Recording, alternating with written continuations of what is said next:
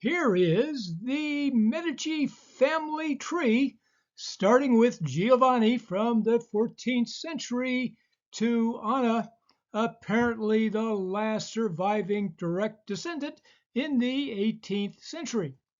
Review the list. You may have to squint. I'll wait. Boop-a-doop-a-doop-a-doo, boop-boop, boop-boop-a-doop, boop-boo.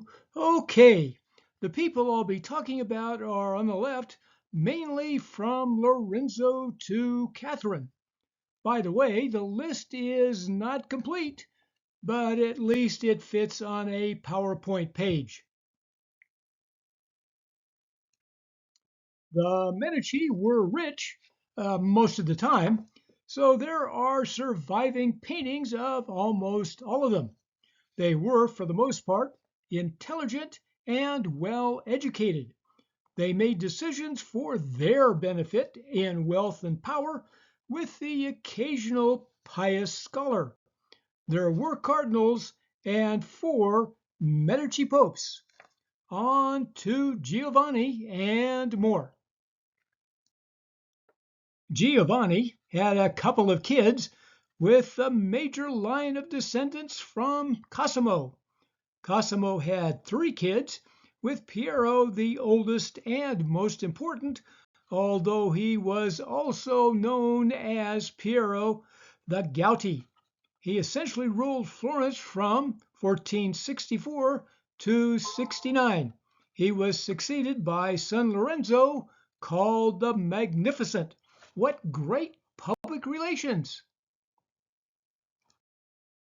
Lorenzo replaced Dad as de facto ruler of Florence for 23 years until his death in 1492, a year Columbus would get all the press.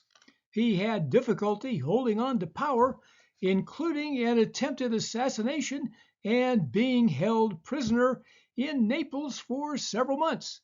The attempt was instituted by warrior Pope Sixtus IV. Of course, a papal enemy meant excommunication.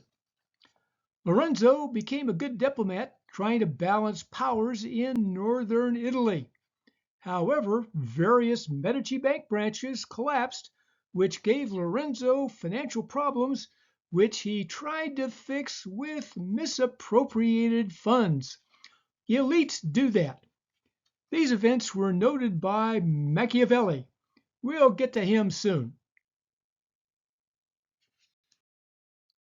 His key to PR was as a great patron of the arts, employing Michelangelo, Botticelli, Raphael, Verrocchio, and Leonardo. They provided art for multiple patrons in Florence.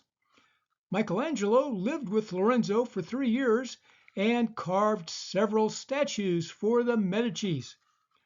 Lorenzo was trained as a scholar and accumulated books that became the foundation of the Medici Library. This was conveniently after Gutenberg's printing press. He wrote poetry, had his own sculpture garden, and supported humanism with a circle of scholarly friends. Lorenzo died in 1492, apparently of gangrene related to gout, not a great event for the Medici family. He was succeeded by his son Pietro next time on Food, History, and Mystery.